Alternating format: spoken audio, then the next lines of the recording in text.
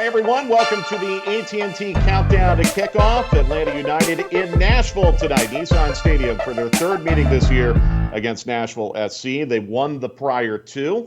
And we're glad to have you aboard here on the AT&T Countdown to Kickoff. A lot to talk about as we preview tonight's match. Jason, it's been a tough couple of days. I think Atlanta United, and we heard from Stephen Glass, the interim head coach, on Friday. There's definitely a sense of frustration right now because this club, they aren't getting the results that are, I guess, aligned with the effort that they feel they're putting in right now. Wednesday's another example. There were a lot of really positive things to come out of Wednesday, but you still had to settle for a 2-1 loss in Miami. Yeah, let's take a look at these highlights from Wednesday night. And they're all in the first half. The opening goal for Miami started from an Atlanta corner, which doesn't make a lot of sense, but it was poor organization. Emerson Hyndman allowed Rodolfo Pizarro to get in behind. That created a 3v2, and Miami buries it through Lewis Morgan. Great finish from him. Atlanta fights back in it, though, and you have to give Eric Remedi a ton of credit here, sticking with the play. The cross from Jurgen Dahm's a little behind him. He goes for the back heel to keep it alive, and then it's a loose touch that he just pounces on and touches past Luis Robles. That makes it 1-1. Then it was a kind of fluky goal where Ben Sweat gets by Brooks Lennon. Miles Robinson stands him up. It deflects back to Sweat, and then what a golazo from Lewis Morgan. He puts it in off the inside of the post. Now we get into the controversy a little bit. John Gallagher gets inside of Nicolas Figal. Nicolas Figal throws his arm/elbow/forearm, take your pick, into the face of John Gallagher. He only sees a yellow card somehow. It does result in a penalty. It's saved, the first effort from Ezequiel Barco. It's slotted home from Cubo Torres. You see the 2-2 graphic on the screen, and we're all excited, thinking this is a level game, and what a wild match we have in Fort Lauderdale.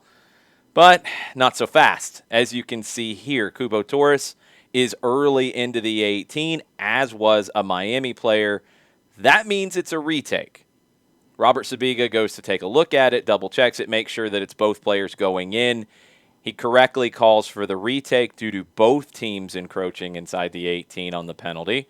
Ezequiel Barco steps up again. He goes to the other side, which is always a difficult decision to make. I think it's a better penalty and a better save from Luis Robles. And that is what ultimately did it for Miami. I think as the second half went on, Mike, it felt like Atlanta really ran out of gas the longer that match went. You're playing a lot of matches in a short span of time. These road games involve game day travel. It's something that Atlanta United has to do again tonight. It's really, really tough. And everyone in the league is going through this right now. If you look at the road teams and the low number of goals that they are scoring, really since the tournament in Orlando ended in mid-August, it's a problem that Atlanta United shares with a lot of other teams in the league right now, unfortunately. I think we saw some of that today in the Chicago-Columbus match as an example. Good news, though, is Atlanta United got out of that match pretty cleanly from an injury standpoint, so nothing really to say as far as injuries are concerned tonight other than, of course, Joseph Martinez. So let's look at the starting 11 for tonight, Jason, and this match in Nashville. Little bit of a surprise. Tyler Wolff gets his pro MLS debut in the starting lineup tonight. He'll be up top with Brooks Lennon and Adam John, who return to the starting lineup. We expect Ezequiel Barco will be the number 10 in front of Jeff Larinowitz and Mateos Rossetto.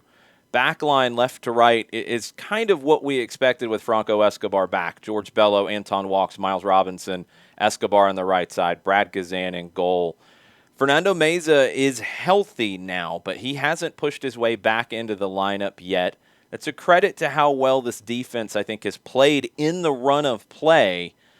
We'll see how it does tonight against the Nashville team that is rested. Yes, they did not have to play a midweek match. And part of the defending that's been on point for Atlanta United over the last week features, I think, a developing storyline for Atlanta United. That's been the outstanding play of George Bello. George Bello has been so good going forward, and we've seen that from day one when he came into the MLS side, and we've seen it with Atlanta United too. in the USL Championship. But over these last couple of matches, it's felt like George Bello's defending and his awareness in the defensive areas has been so much better. He had a very strong defensive performance against Nashville at Mercedes-Benz Stadium. And, oh, yeah, threw a couple nutmegs into the party, too, which is always good to see. George Bello is just growing in confidence as we see him get more minutes with this team.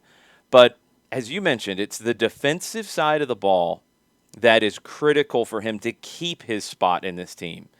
You see it on a play like this where he steps up quickly to close down the opportunity, wins the ball back, restarts the attack. When he's had to defend on his heels, he's been good.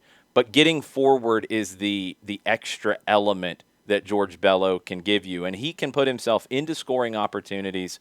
He can also create scoring opportunities for others. This is one of the buildups against Nashville where George Bello got on the end of something himself across from Brooks Lennon, falls to the back post, and Bello goes with the right foot trying to chip it over Joe Willis. It's a better save than I think we gave it credit for at the time. Great awareness from Bello, and to get that shot off, you see his confidence a bit there. This next one is the opportunity that he was involved in creating for Brooks Lennon. When your outside backs are creating opportunities for one another within a few minutes span, you're doing well getting forward. Nashville will give you these opportunities.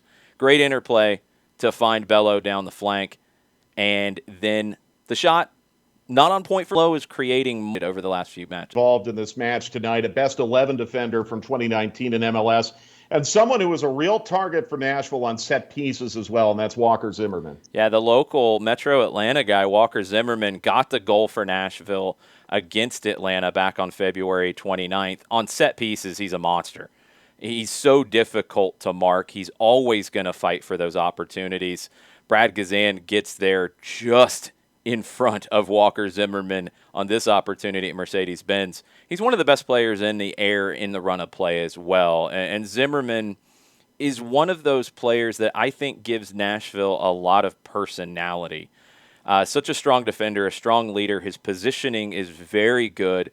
And Adam John's going to have a hard time finding that space inside the 18 tonight because of Zimmerman's strong play at center back. He's played every minute for Nashville.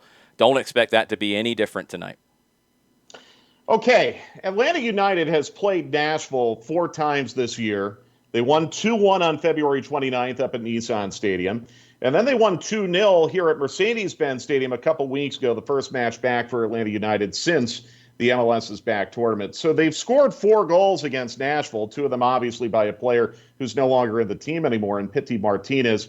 But if Atlanta United, Jason, can replicate some of the things they did in the build-up to these goals tonight, they might get a positive result. Yeah, let's look back at the 4 goals and see what is common between them. The opening goal of the season, of the MLS season anyway, from Ezequiel Barco, what stands out to me is the interplay with Franco Escobar getting forward. Remember, Atlanta was playing in a 3-4-3 at this time. Escobar was a center back, but he's going to have those kinds of opportunities to get forward tonight as well. Ezequiel Barco in tight space allows that ball to run, loses the defender, and gets in behind. When you can get in behind, Nashville is a team that struggles to scramble and reorganize. We saw it on the second goal up there on February 29th.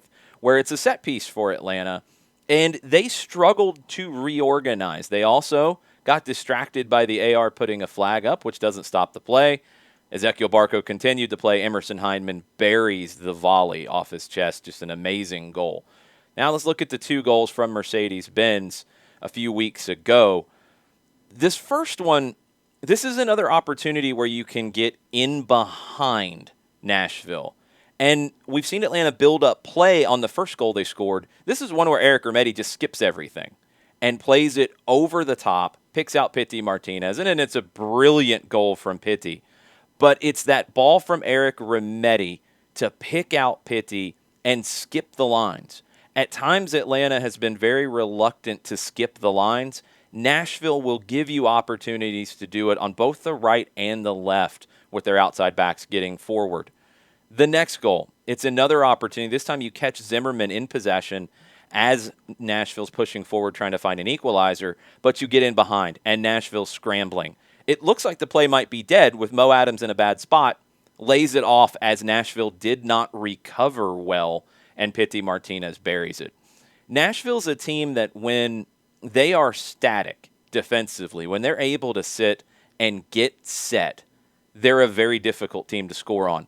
When you get them moving, when you get them scrambling, when you can get in behind or play quickly or skip the lines from time to time and get them turning and running at their own goal, they struggle to get reorganized quickly.